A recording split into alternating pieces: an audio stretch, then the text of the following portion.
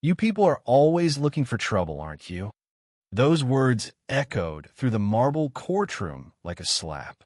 Tiana Brooks stood frozen, a clipboard clutched to her chest, heart pounding as every pair of eyes turned to her.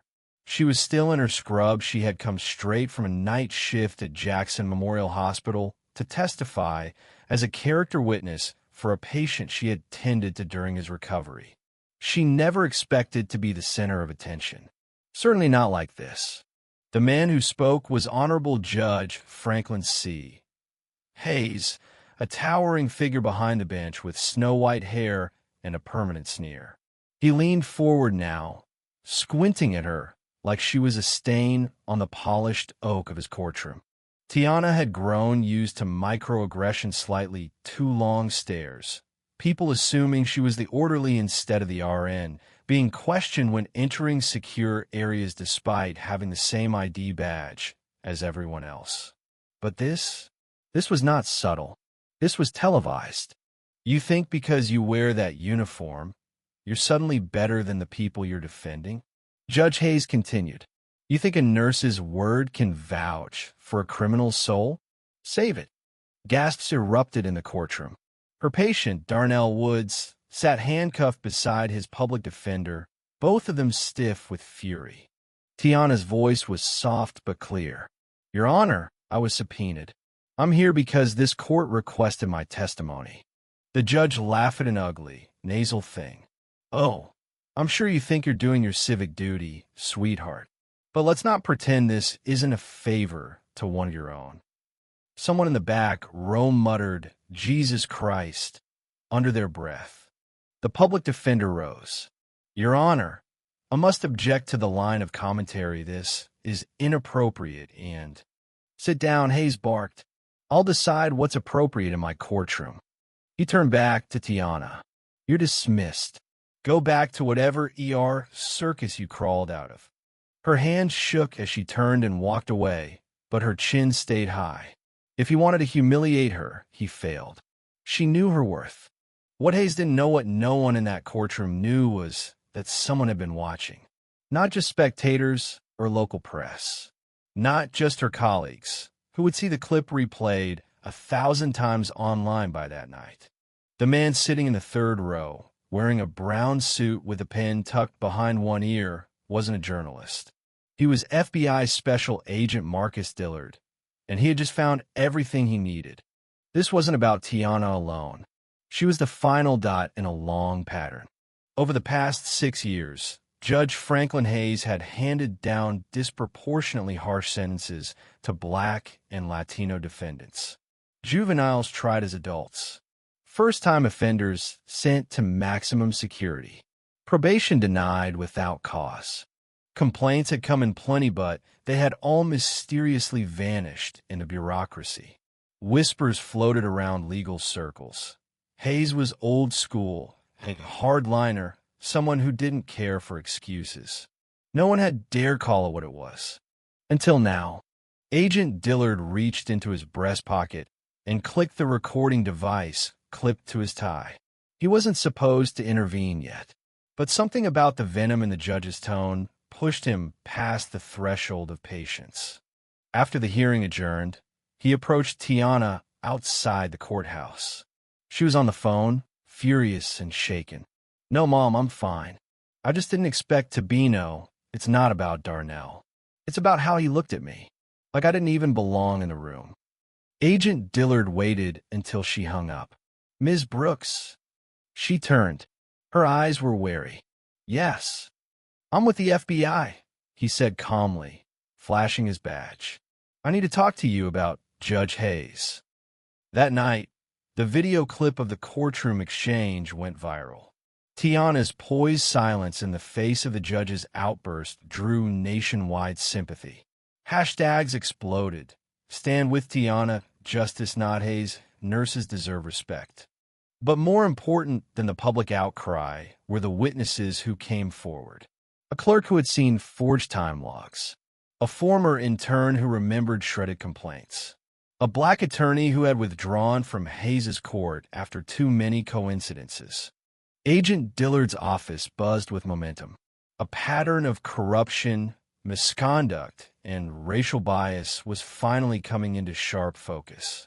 And all of it started with Tiana Brooks, who had simply told the truth and refused to shrink. Judge Hayes didn't seem worried at first. When the Bar Association requested a statement, he called it a gross misrepresentation. When the state ethics board sent a letter, he chuckled and tossed it into his desk drawer. But when federal subpoenas arrived signed and sealed, his confidence began to crack.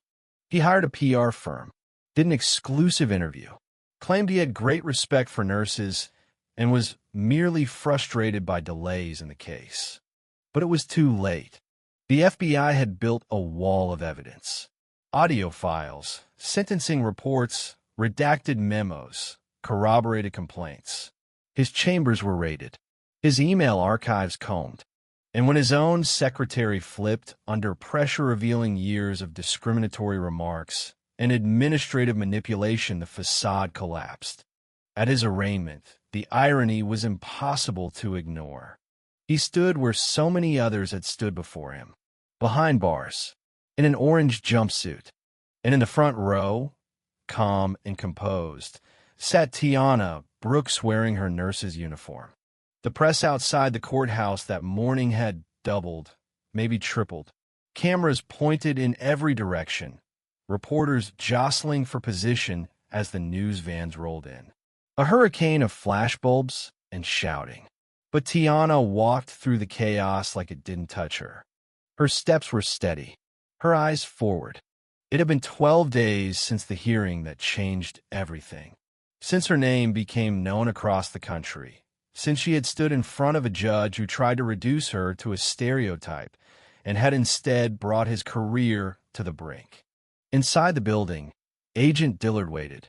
His brow was furrowed, coffee cooling in his hand. He was looking at a wall of printed documents pinned above his desk. Disparities in sentencing, evidence of tampered records, audio transcriptions from prior hearings, coded emails that looked harmless unless you knew what to read for. Hayes had left fingerprints all over his corruption, sloppy in his arrogance. Tiana stepped into the office and gave him a small nod. "I got your message. Thanks for coming," Dillard said, gesturing to the seat across from him. She didn't sit right away. "I'm still not sure why the FBI wants anything from me.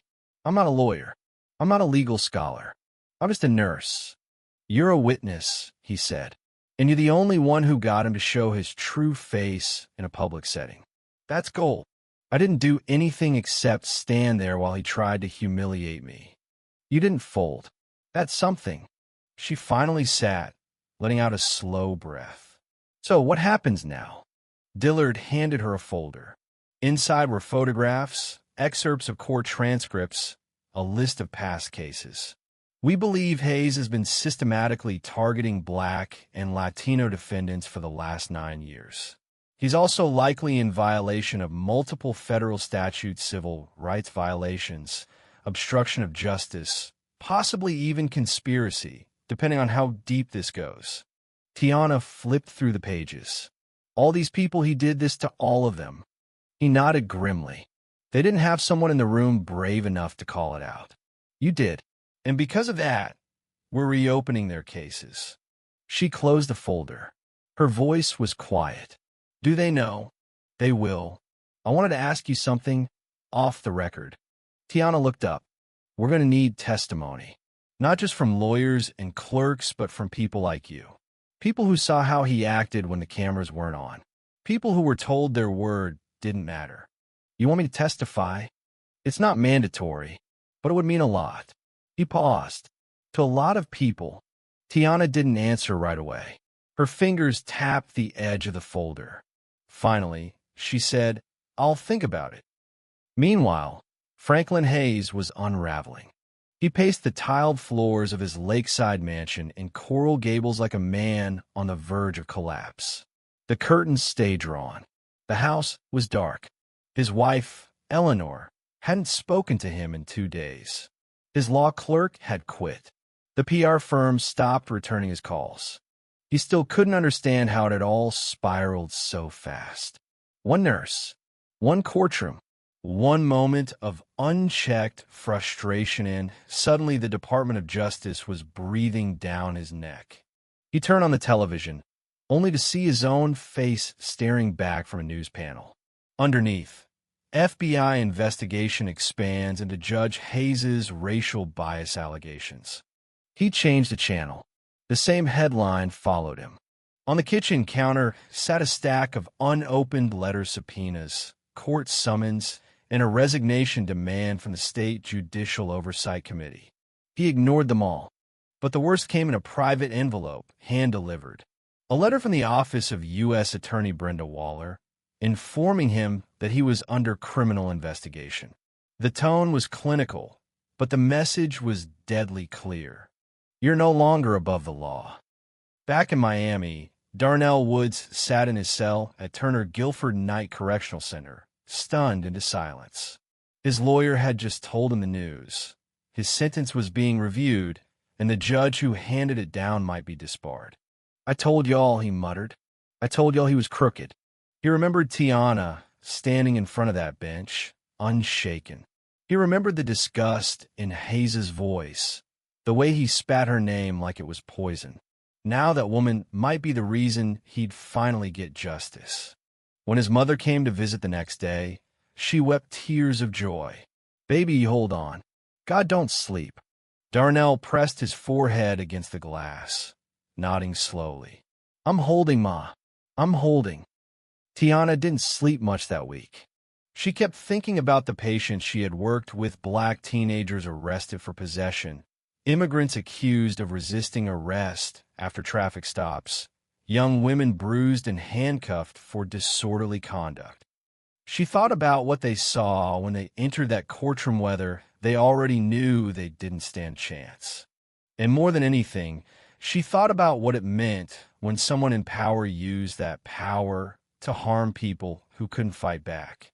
On Sunday morning, she called Agent Dillard. "I'll testify." The hearing was set for July 28th. By the time Tiana walked into the federal courtroom that day, her face was familiar to millions. But she didn't wear makeup. She didn't wear a suit. She wore her scrubs, because that's who she was when Hayes tried to break her, and that's who she still was now. Hayes sat at the defense table, looking smaller than she remembered. No robe, no bench, just another man in a wrinkled suit, trying not to look afraid. When they called her name, the room hushed. She walked to the stand, raised her right hand, swore to tell the truth, and then she spoke. "I was subpoenaed to testify as a character witness," she began. "I had worked with Mr. Darnell Woods during his recovery after surgery, and I still believe he was turning his life around." Her voice didn't shake. "When I entered the courtroom, I expected to be treated with respect. Instead, I was met with racial slurs, humiliation, and open contempt." She paused. "I wasn't the first. I'm just the first to be listened to." Hayes stared down at the table. His lawyer didn't interrupt. No objections, just silence. Tiana continued, describing the experience, the emotional impact, the shock of realizing that a sitting judge felt safe enough to express the kind of hatred in a public courtroom. On record, without fear, because he had never been held accountable before. Until now. Outside the courthouse, a crowd gathered. Protesters, supporters, reporters. Some held signs, "Justice for all, not just for some." Others chanted her name. When Tiana exited the building, she didn't wave. She didn't smile. She just walked, calm and quiet, her head high. Agent Dillard approached her near the steps.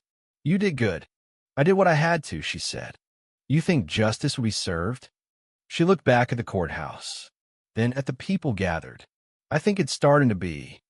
The investigation continued for weeks. Federal charges were officially filed. Dozens of cases were reopened. 3 other judges who had collaborated with Hayes were also put under scrutiny. A ripple effect swept through the justice system across southern Florida, and the people who had once felt voiceless began to speak. In the end, it wasn't just Hayes on trial. It was a culture of silence, of systemic cruelty disguised as judicial discretion. Tiana went back to work, back to 12-hour shifts, to aching feet and quiet moments at a patient's bedside. She didn't want to be a hero. She didn't want to be famous. But sometimes, the right thing finds you whether you're ready or not.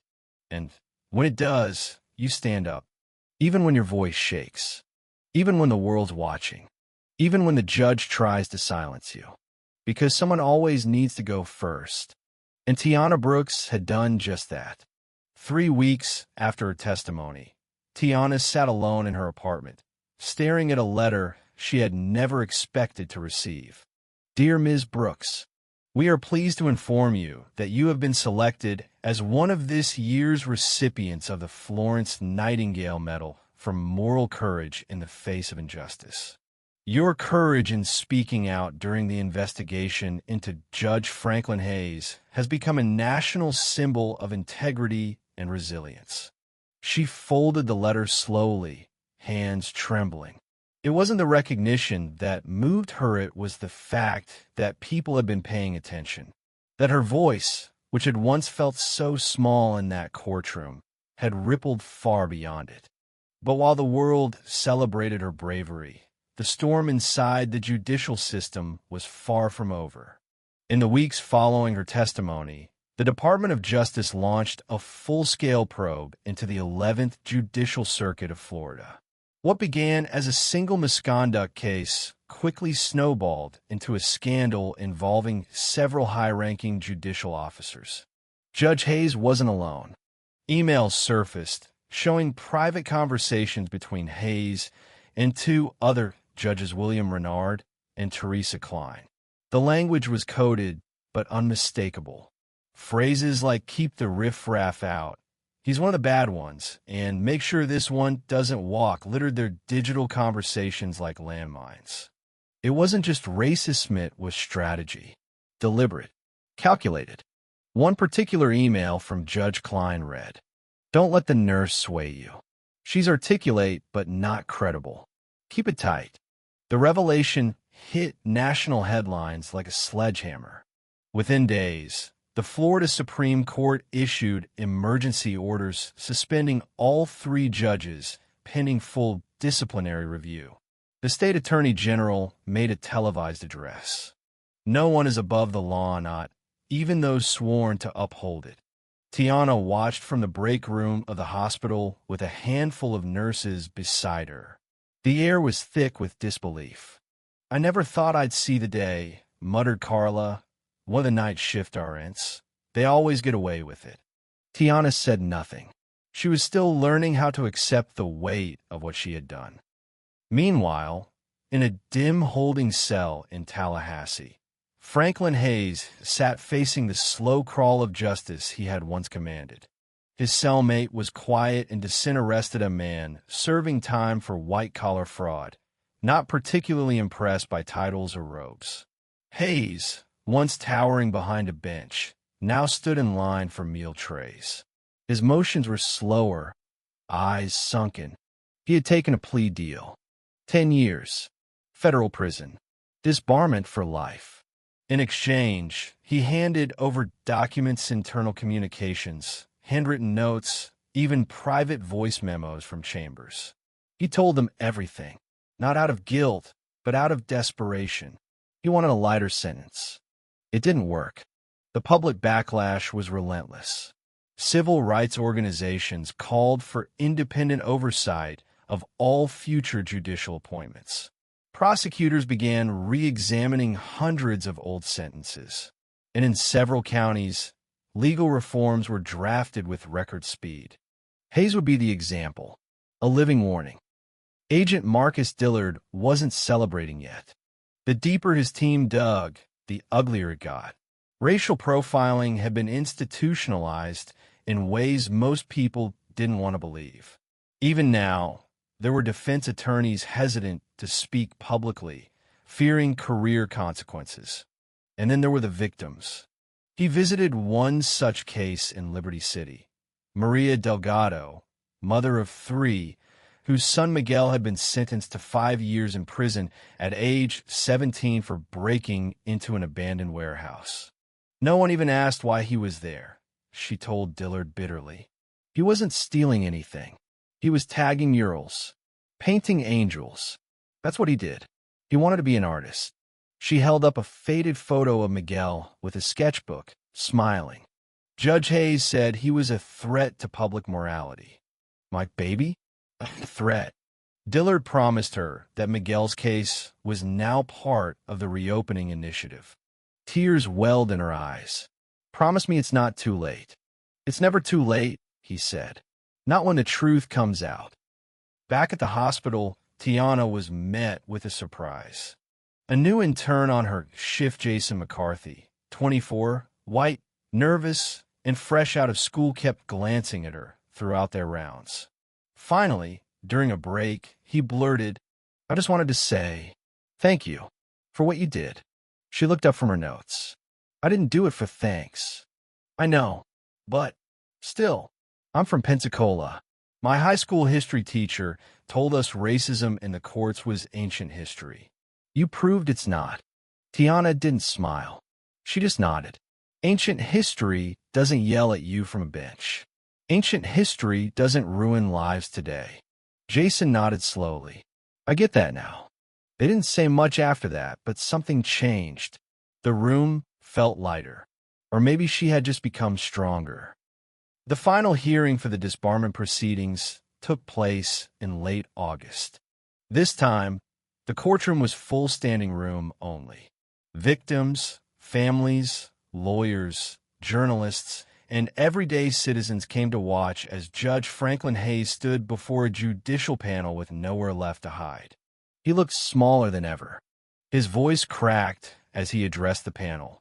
I deeply regret the pain my words and actions have caused. I acknowledge my failure to serve all people equally and with respect. There was a pause, and then came the words everyone had waited for. We hereby revoke Franklin C. Hayes's license to practice law, effective immediately. A small, stunned silence fell over the room, followed by a slow, rising applause. Not out of joy, but out of something deeper. Closure. A reckoning. In the hallway outside, Maria Delgado hugged Tiana. You're the reason I still believe in this country, she whispered. Tiana shook her head gently. Don't believe in the country. Believe in the people who fight to fix it. Weeks later, on a quiet afternoon, Tiana stood at the edge of a small park where a new mural had been unveiled. It showed a nurse stall, proud and unbroken, standing between a blindfolded Lady Justice and a row of faceless defendants. Behind her, a burning gavel melted into the sidewalk, while white doves rose above. At the bottom, in bold red letters, speak, even when they tell you not to. Tiana's phone buzzed. It was a message from Agent Dillard. New DOJ training module coming. They're asking for your story to be featured. You in? She stared at the screen, then looked up at the mural. Yes, she was in. She texted back one word. Always. But the story didn't end there. One night, months after the dust had settled, a young girl named Zariah Brooks Tiana's niece stood in front of her fourth grade class for career day. Her hair was braided, her shoes scuffed, but her smile was fierce. I want to be a nurse, she said. Like my Auntie T. The teacher smiled. That's a beautiful goal, Zariah. Why do you want to be a nurse? Zariah lifted her chin. Because nurses heal people, and sometimes they change the world too. 6 months later, the city of Miami hosted its first annual Justice in Action Conference, a gathering of civil rights leaders, community organizers, healthcare workers, lawyers, and judges from across the state. The goal, to confront racial injustice in the criminal justice system, with a particular focus on systemic abuse by those in power. Tiana Brooks sat backstage, staring at her name printed on a small white card at the edge of the speaker's podium. Keynote speaker, Tiana Brooks, RN. Are you nervous? Agent Dillard asked beside her. He had traded his usual tie and badge for a more casual blue blazer, a folder tucked under his arm. Tiana didn't look at him. She stared into the lights beyond the curtain. No, just focused. He smiled. You've come a long way from standing in front of Judge Hayes. Her voice was steady.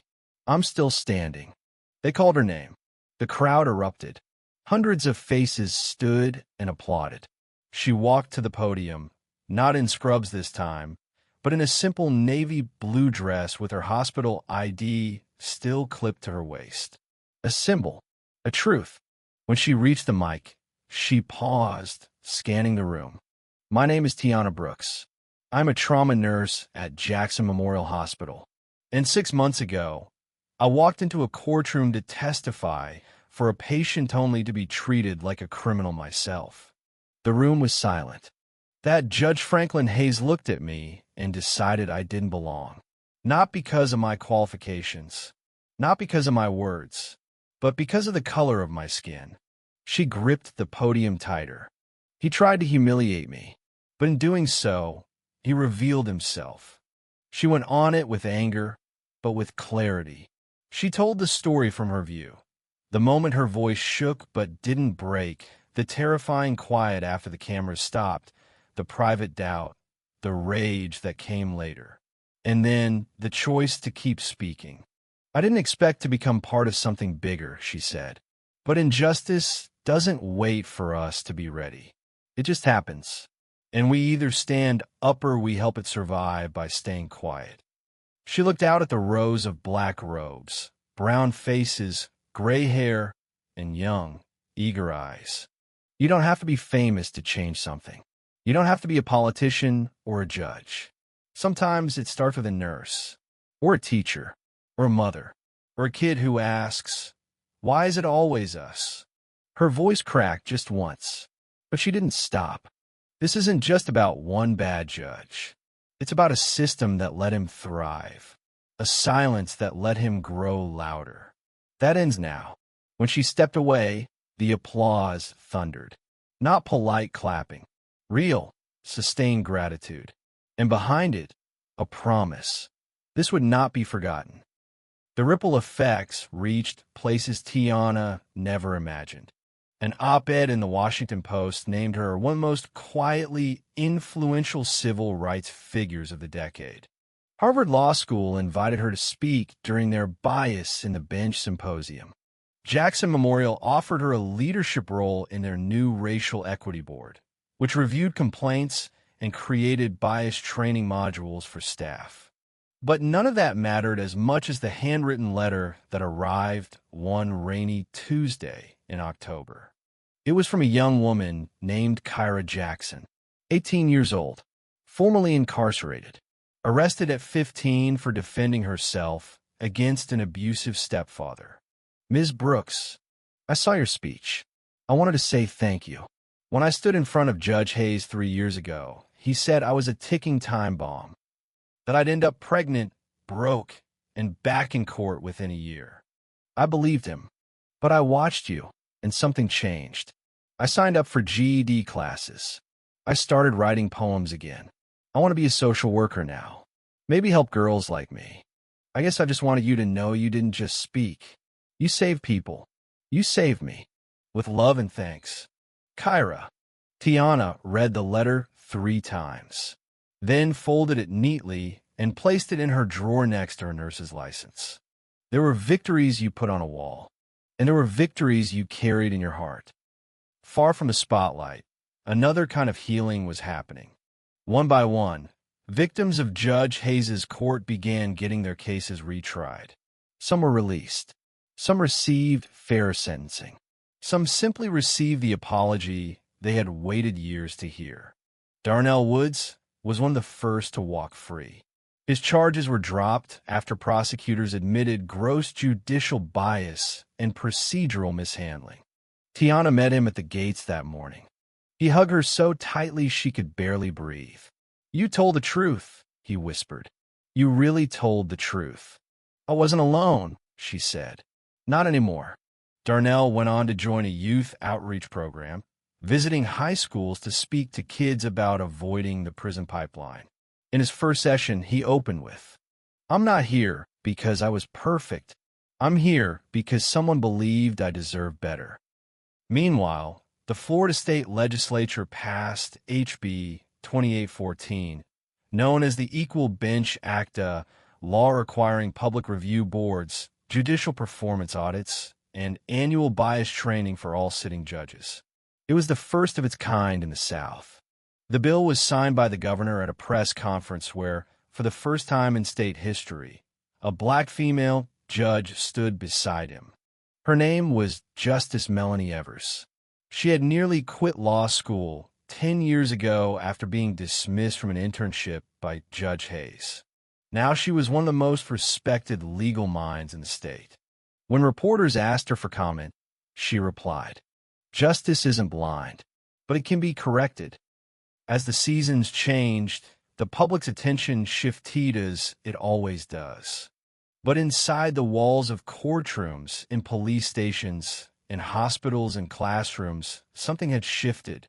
Not everything, but something. A precedent had been set. Silence had been broken. Every so often, someone would approach Tene on the bus, in the grocery store, on the sidewalk outside her hospital and say, "You gave us words." And that was enough.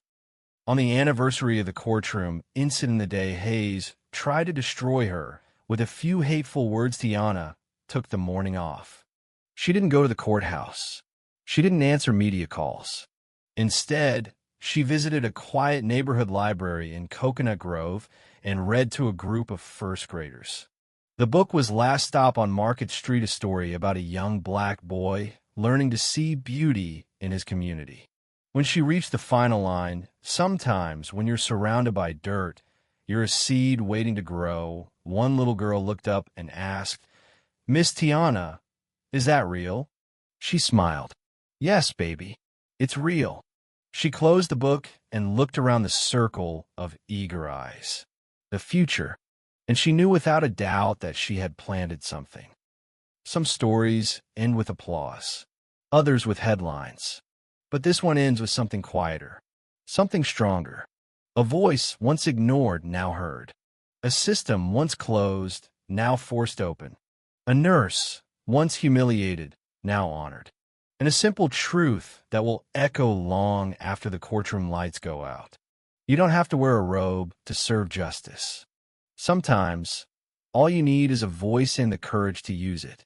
Thank you for listening. If you find it interesting, please like and subscribe to follow the next stories.